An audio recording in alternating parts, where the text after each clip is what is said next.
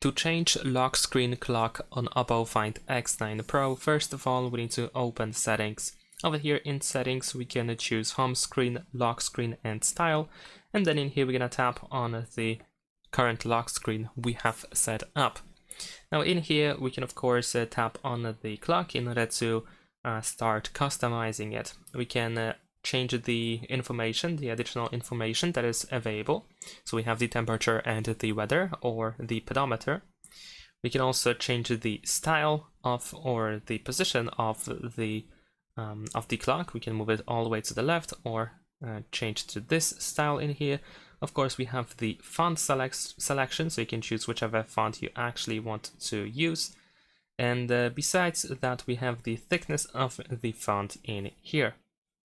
At the bottom, we have the color selection, so you can choose any of these colors that you wish to use in your case.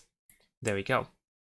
And besides that, if we hide this option, at the bottom we have some additional tools that can be used to customize the lock screen, but you can also try to use the depth option that allows the clock to be hidden behind an object that we have on the wallpaper. Sometimes it is not available. This might depend on the position of the object or some other stuff as well.